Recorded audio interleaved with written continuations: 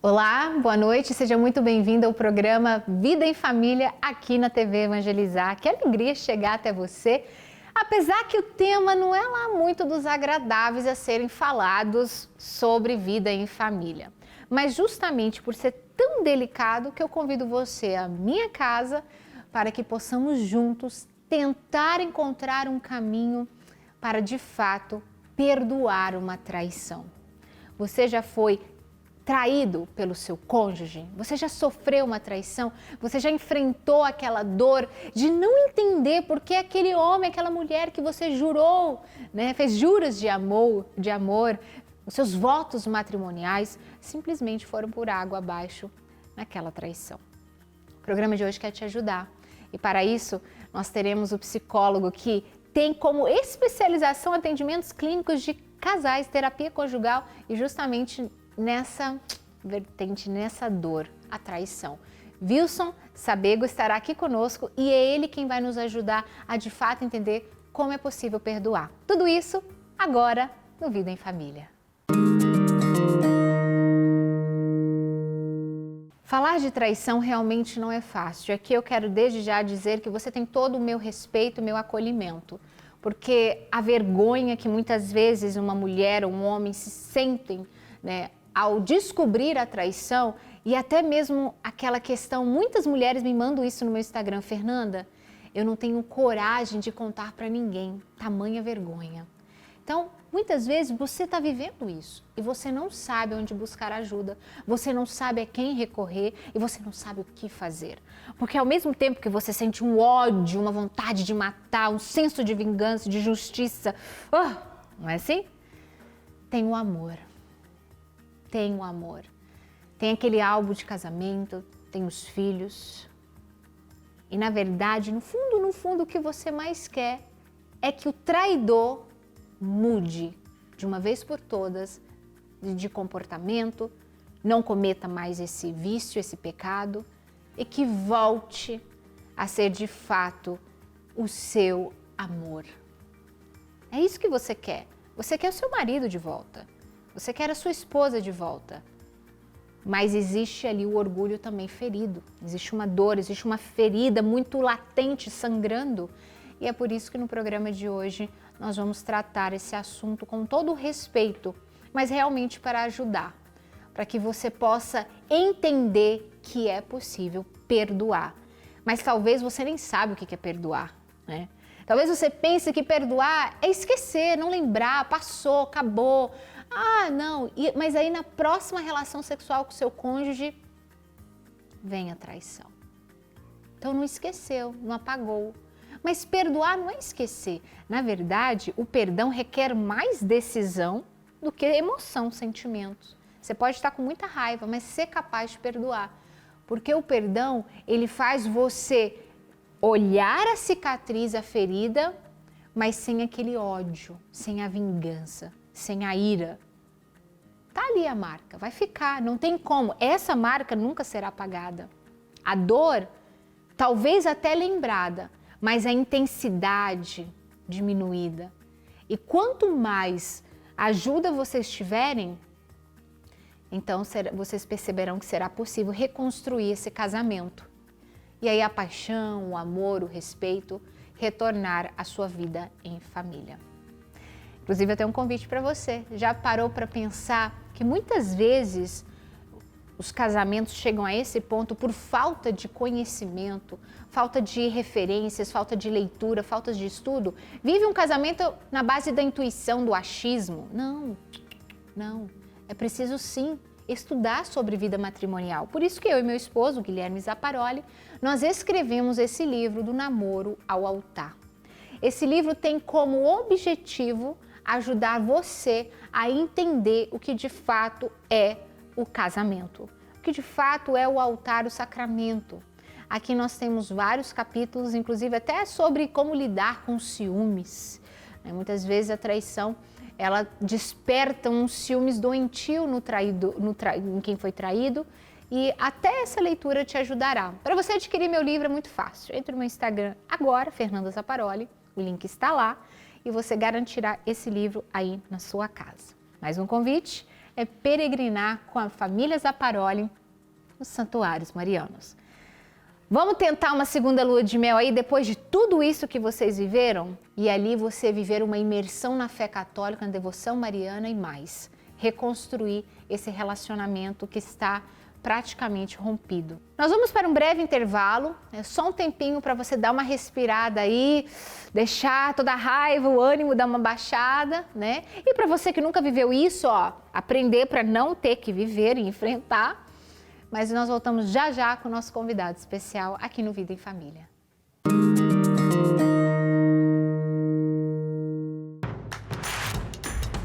Não perca mais nenhum vídeo da TV Evangelizar. Inscreva-se agora.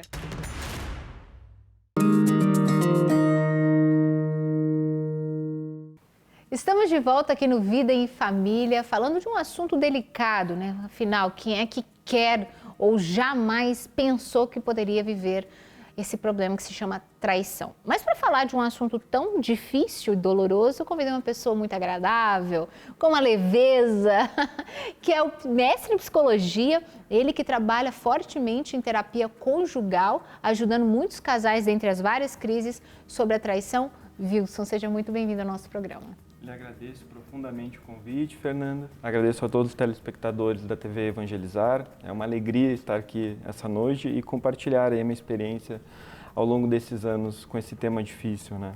Se você for lá no Instagram do Wilson, você vai ver que ele vai te dar muita ajuda pelo seu feed sobre esse assunto que realmente é delicado. Afinal, Wilson, quando a pessoa casa, naquele dia lindo, maravilhoso, a princesa e o príncipe, ela jamais imagina que dentre as juras de amor, acontecerá a traição, onde aquele amado, aquele príncipe simplesmente se torna, né, um vilão.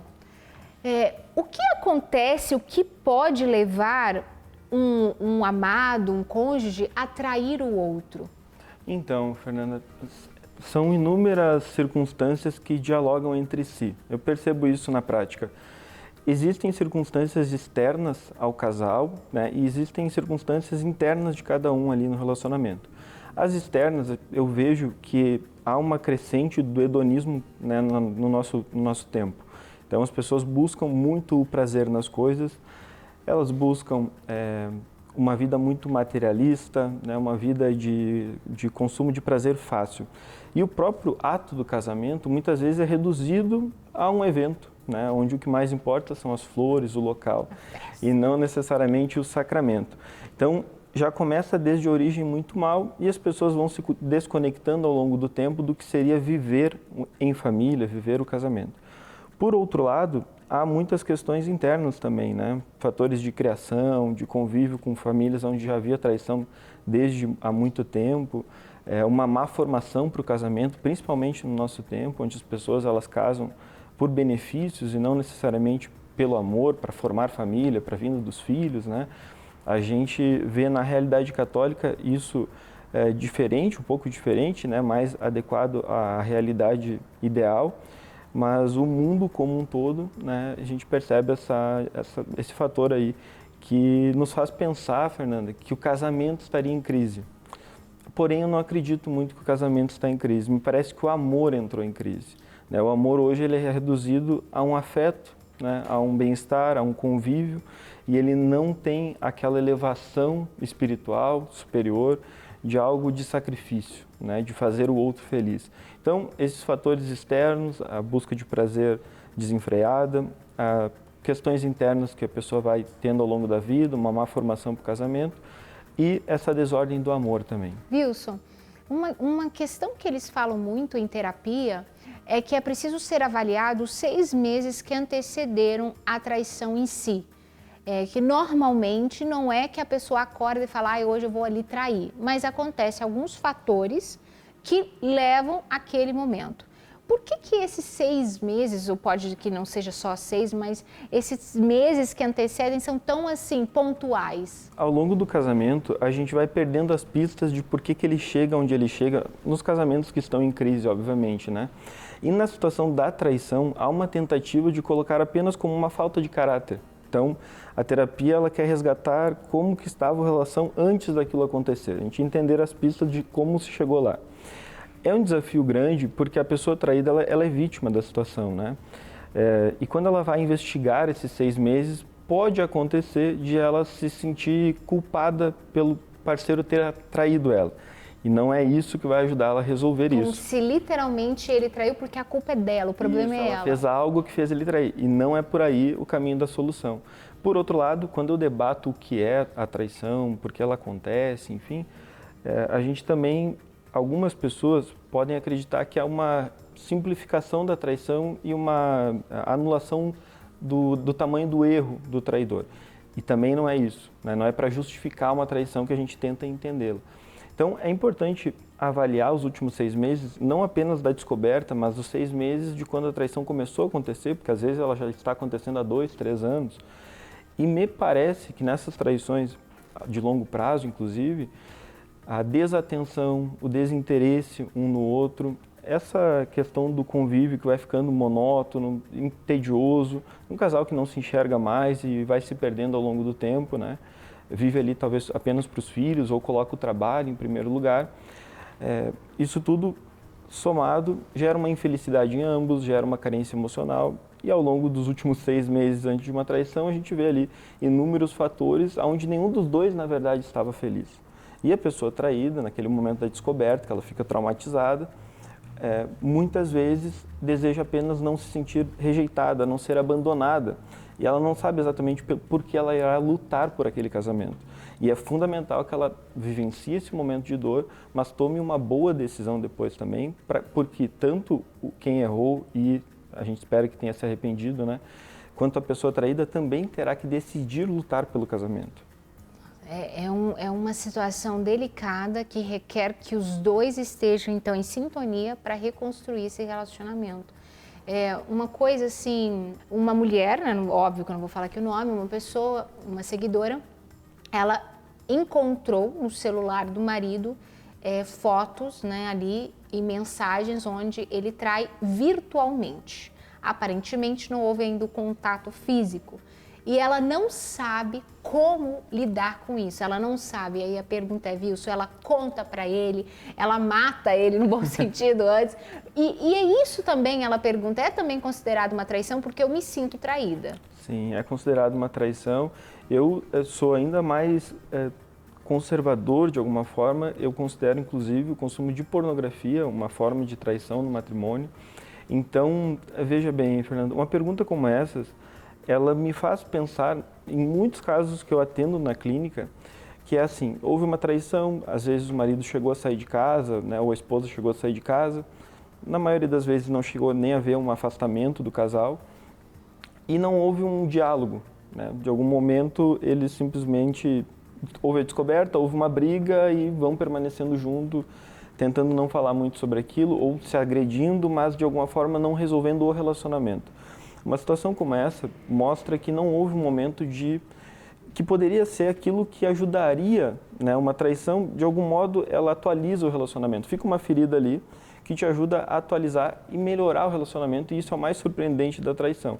Não que a gente precise da traição para viver bem um casamento, mas já que ela aconteceu, ela pode ser pedagógica, né? A gente pode tirar dali algum tipo de aprendizagem, inclusive para reconhecer que aquilo importa para a gente, né? Só que nesse momento dessa decisão, são necessários novos acordos, né? Por exemplo, senha do celular, acesso às redes sociais, curtida, né, em perfis que a pessoa traída não gostaria.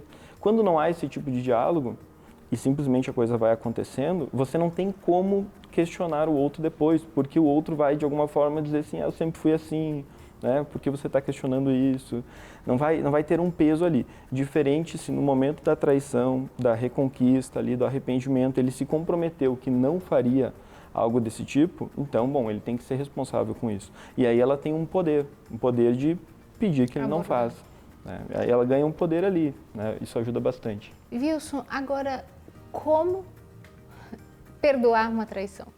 Perfeito, Fernando. Eu tenho estudado isso ao longo dos últimos 5 anos, já tendo casais aí há uma década, mas nos últimos 5 anos eu comecei a atender ainda mais casais traídos e tornei isso o foco nas minhas redes sociais. Na clínica eu atendo diversos outros casos, mas nas redes sociais esse se tornou meu tema principal. E eu comecei a pensar sobre isso, como perdoar uma traição, é um momento tão difícil, tão doloroso.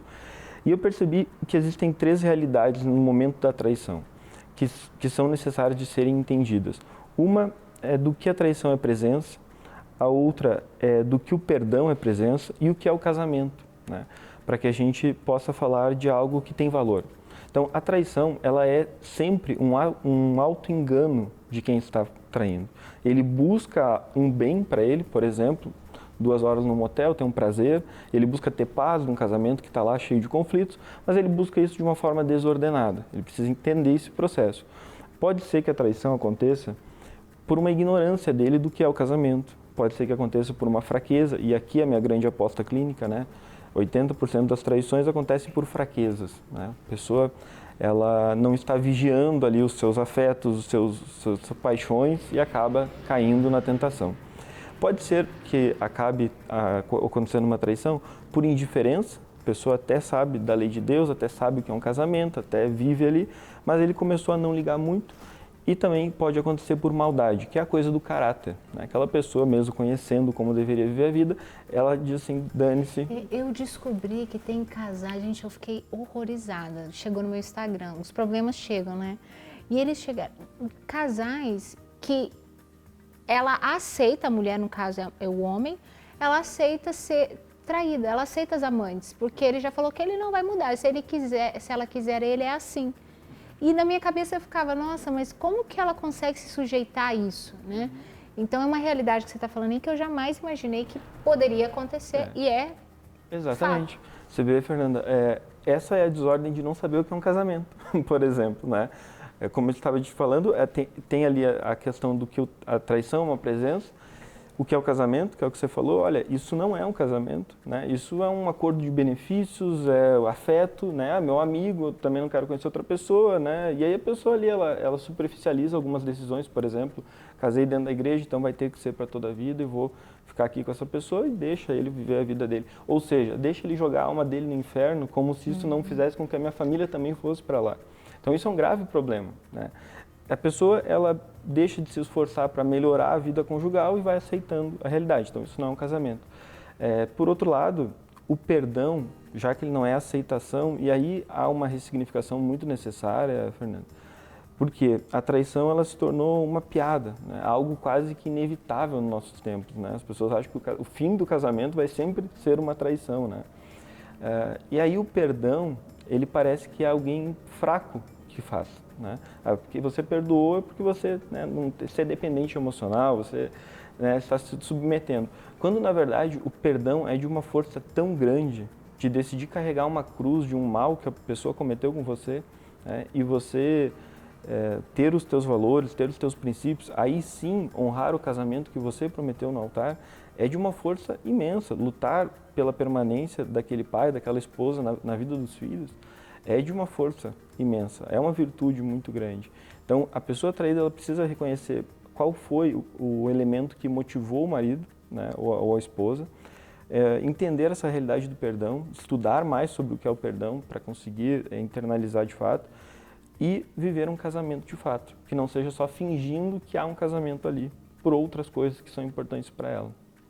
Eu me recordo de ouvir de uma pessoa que foi traída, quando ela perdoou, a seguinte frase: eu perdoo porque eu quero vê-lo no céu e esse é o meu comprometimento para com ele. Então, eu queria que você desse uma mensagem final de esperança para essas mulheres ou esses homens que foram traídos, né, e que pudesse de fato motivá-los a dar o perdão. Né? Mesmo que isso não quer dizer que você concorda, né, com o que ele fez, com o que ela fez, mas o ato de perdoar é um ato de se libertar. Eu já te disse uma vez, né, numa live que nós fizemos juntos, que para mim o ódio, porque se você não perdoa, você continua com aquele ódio, é como tomar veneno esperando que o outro morra, né? Então, o ódio que você sente, na verdade, está te matando e não matando quem te traiu. Perfeito, Fernando. Me parece que o que nos impede de alcançar o céu é a carne, né? E no momento da traição, a ira, todas as paixões são mobilizadas e o próprio traidor foi mobilizado ali por uma luxúria muito grande. E sem essa percepção do quanto dura a vida humana, a gente não perdoa de fato, a gente não restaura o casamento, a gente simplesmente aceita e vai convivendo e a vida vai virando uma desgraça sem fim, até que a gente chega aos 70 anos arrependido de ter aceitado aquela situação. Por que entender o tamanho da vida humana é fundamental? Se a vida humana ela dura 80 anos e acaba e não serve para nada, não significa nada, por que lutar pelo casamento? Por que lutar pela educação dos filhos? Por que lutar para ter uma família numerosa? Não faz muito sentido. Agora, se a vida ela é eterna, ou seja, por um instante ela é material e depois ela vai ser... Depois não, ela acontece ao mesmo tempo, né? A eterna é a material, mas essa material acaba em algum momento e a eterna continua, porque ela sempre foi e sempre é. É aí que está o perdão. De a gente ajudar essa pessoa a superar esse desafio interno dele e alcançar o céu junto com a gente.